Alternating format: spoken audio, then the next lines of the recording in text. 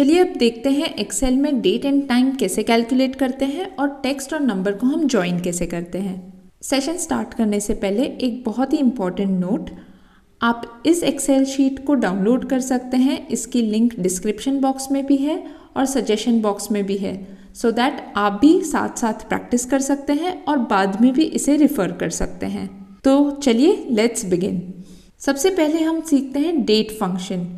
आपने first video तो देखा ही होगा, तो इसलिए आपको पता है कि फॉर्मूला कैसे लगाते हैं।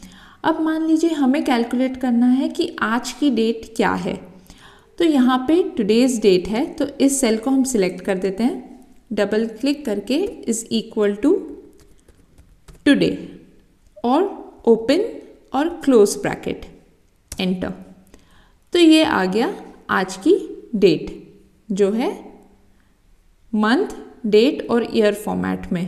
तो सेकेंड मंथ है, फोर्थ डेट है और 21 ईयर है, राइट। अब मान लीजिए आपको कैलकुलेट करना है कि किसी भी दो डेट के बीच में कितने दिन का अंतर है, राइट।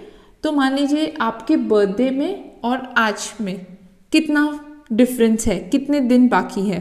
तो मान लेते हैं अगर आपका बर्थडे है 18 अगस्त को, तो हम टाइप करेंगे 18 अगस्त 21, एंटर करेंगे। तो अगेन ये मंथ, डेट और ईयर फॉर्मेट में आ गया। अब यहाँ पे कितने दिन बाकी है, तो इज़ इक्वल टू इस डेट से लेके आज की डेट में, सो D7 माइनस D6, तो 195 डेज बाकी है इन दो डेट्स के बीच में। वैसे ही अगर आपको कैलकुलेट करना है कि आपको अगर लाइब्रेरी बुक लौटानी है, आज आपने इशू करवाई है और 10 दिन बाद आपको लौटानी है, तो 10 दिन आपका ग्रेस पीरियड हो गया। और अगर आपको पता करना है कि कौन सी डेट पे लौटानी है, तो इज़ इक्वल टू करेंगे आज की डेट जो टुडे हमने यहाँ कैलकुलेट किया है, प्लस 10 दिन बाद लौटानी है, तो ये ग्रेस पीरियड हम ऐड करेंगे +10 या फिर D10 सेल ले लेंगे और एंटर। तो ये हमें लौटानी है 14th को, जो है आज से 10 दिन बाद।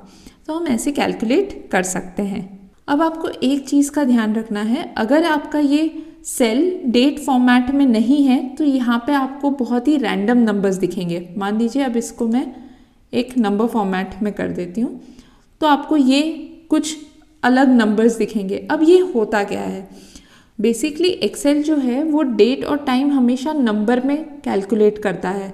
जैसे डेज वो 1 जनवरी 1900 के बाद से कैलकुलेट करना शुरू करता है। इसलिए कभी भी अगर आपको आंसर में एक रैंडम नंबर्स दिखे, तो आपको उस सेल को फॉर्मेट करके डेट फॉर्मेट में कन्वर्ट करना है।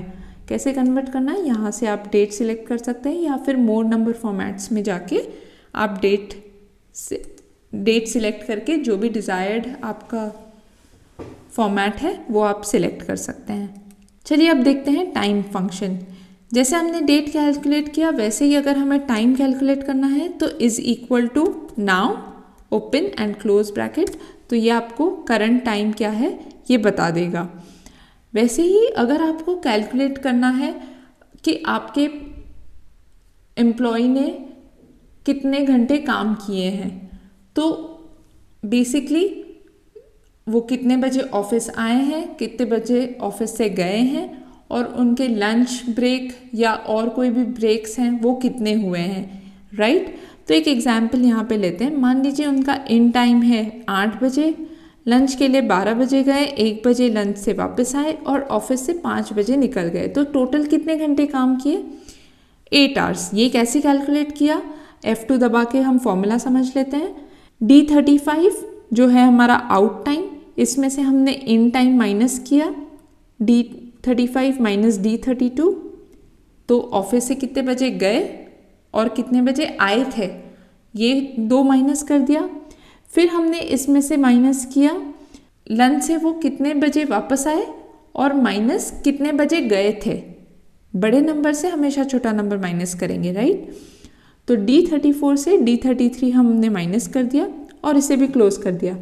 अगर आप एक चीज़ नोटिस करेंगे तो यहाँ पे हमने 2 पैरेंथेसिस यूज़ किए हैं, क्योंकि हम पहले D35 में से D32 माइनस करना चाह रहे हैं, उसके बाद इस नंबर में से ये दो नंबर का डिफरेंस माइनस करेंगे और फिर इसे हम मल्टीप्लाई करेंगे 24 से। ये हम इसलिए करते हैं क्योंकि अगर हमने ये नहीं किया तो ये आंसर हमें फ्रैक्शंस में देगा, क्योंकि एक्सेल 24 घंटे में से कितना फ्रैक्शन यूज़ हुआ है वो उस फॉर्मेट में सेव करेगा। तो अगर हमें आवर्स में इसका आंसर चाहिए तो हमें इसे 24 से मल्टीप्लाई करना होगा।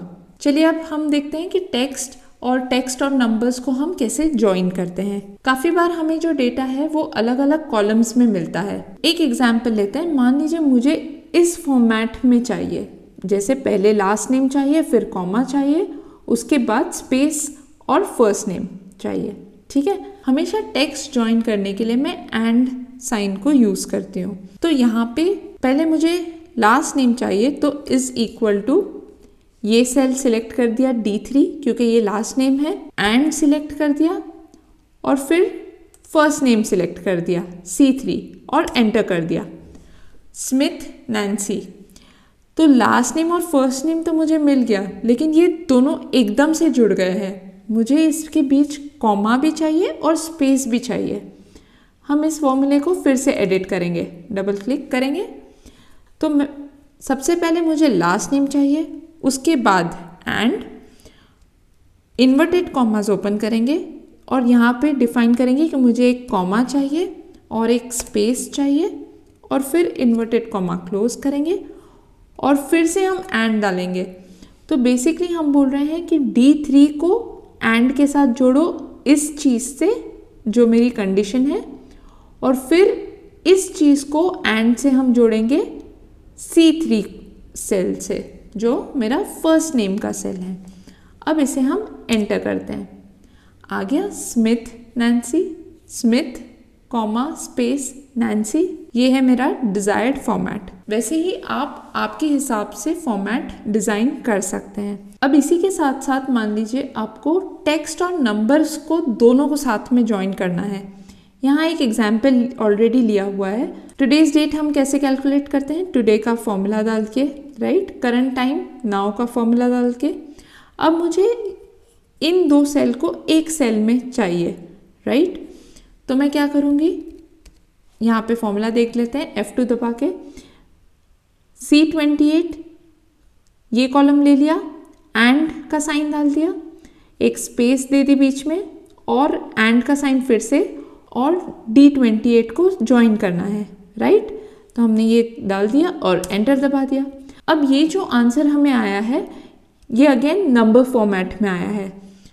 वैसे ही हम टाइम के लिए भी सेम फॉर्मूला यूज़ करेंगे तो हमें आंसर डेसिमल्स में आ रहा है। तो हम इसे क्या करेंगे, इसी फॉर्मूले में हम टेक्स्ट का एक फॉर्मूला ऐड कर देंगे जहां हम फॉर्मेट डिफाइन करेंगे। तो अगर आप यहाँ देखें तो हमने ऊपर का सेम फॉर्मूला कॉपी किया है, लेकिन जब हम D28 को ज्वाइन करने बोल रहे हैं तो हम यहाँ पे एक और फॉर्मूला इंसर्ट कर रहे हैं कि इस सेल को टेक्स्ट में कन्वर्ट कर दीजिए और टेक्स्ट का फॉर्मेट ये वाला फॉर्मेट यूज़ करें। अगर आप देखेंगे तो यहाँ पे एक्सेल आपको बता रहा है कि इस फॉर्मूले को यूज़ करने के लिए आपको क्या इंसर्ट करना पड़ेगा। तो टेक्स्ट में हम वैल्यू डाल देते हैं कि हमें वैल्यू D28 सेल से लेनी है और क्या किस फॉर्मेट में चाहिए, मुझे मंथ, डे और ईयर इस फॉर्मेट में चाहिए। तो वो आपने यहाँ डिफाइन कर दिया और इसके बाद जब हम एंटर करते हैं तो ये हमारा आ गया आंसर हमारे डिज़ायर्ड फॉर्मेट में। इसके बाद हम देखते हैं कुछ कॉमन कीज़ जो हम एक्सेल में यूज़ करते हैं, ये आपको बहुत हैंडी पड़ेगी। सबसे इम्पॉर्टेंट ये कीज़ है, इन्हें आप ज़रूर ध्यान में रखिएगा, ये आपको बहुत बार काम आती है। Ctrl+Y रिपीट करने के लिए, अगर हमने कुछ स्टेप यूज़ की है और हमें फिर से उसे कॉपी करना है वो सेम स्टेप को, तो हम Ctrl+Y करके कॉपी कर सकते हैं। अगर हमने कुछ गलत कर दिया और हमें फिर से बैक जाना है तो हम Ctrl+Z करके बैक जा सकते हैं। Ctrl+R अगर हमें फॉर्मूला राइट साइड पे कॉपी करना है और Ctrl+D अगर हमें फॉर्मूला नीचे कॉपी करना है। Ctrl+R और Ctrl+D का एक एग्जाम्पल लेते हैं। मान लीजिए मुझे यहाँ पर प्रॉफिट निकालना है मैं ये डिफाइन कर रही हूँ कि मेरा जितना भी सेल होगा मेरा उस पर हमेशा 10% प्रॉफिट रहेगा। ये मैंने एक एग्जाम्पल ले लिया। तो अब हर महीने मुझे 10% कैलकुलेट करना है, तो मैं यहाँ क्या करूँगी, ऊपर फॉर्मूला मैंने एक बार डाल दिया है। अब शिफ्ट और डाउन करके मैंने ये सेल्स सिलेक्ट कर दिए नीचे के। अब प्रेस करूँगी कंट्रोल डी। तो अब ये क्या हो गया कि ये सेम फॉर्मूला सब जगह कॉपी हो गया और जो रेफरेंस सेल है वो चेंज होते गया, क्योंकि ऊपर के सेल पे हमने O4 लिया था, नीचे के सेल में हमें O5 चाहिए, उसके नीचे हमें O6 चाहिए। तो जैसे ही हम फॉर्मूले को ड्रैग करते हैं वो हम उसका रेफरेंस भी चेंज होते जाता है। अगर हमें रेफरेंस नहीं चेंज करना है तो उसके लिए क्या करना है वो भी हम देखेंगे हमारे नेक्स्ट वीडियो में। अब ये हमने यहाँ पे यूज़ किया कंट्रोल R, क्योंकि हमने वर्टिकली फॉर्मूले को कॉपी करना था। वैसे ही अगर हमें हॉरिजॉन्टल कॉपी करना है, इस एग्जाम्पल में लेते हैं, यहाँ ऑलरेडी हमने फॉर्मूला यूज़ किया है, हमें हर साल में 20% ग्रोथ की एक्सपेक्टेशन है, तो हमें हर साल 20% बढ़ाना है। तो हम ये सारे सेल्स को माउस से या शिफ्ट और राइट एरो से सिलेक्ट कर सकते हैं और यहाँ हम प्रेस करेंगे कंट्रोल+R। तो अगर आप नोटिस करें तो ये हर साल 20% पिछले साल से ऐड करके हमें आंसर दे रहा है। क्लियर है? और भी सपोर्ट और हेल्प के लिए आप एक्सेल की ऑफिशियल वेबसाइट पे भी विजिट कर सकते हैं। हमारा नेक्स्ट वीडियो ज़रूर देखें। और भी डिटेल्ड इन्फॉर्मेशन के लिए आप हमारी वेबसाइट विजिट कर सकते हैं और काफ़ी सारा मटेरियल आप वहाँ से डाउनलोड भी कर सकते हैं। Please subscribe to our channel. Wish you a very happy learning. Thank you.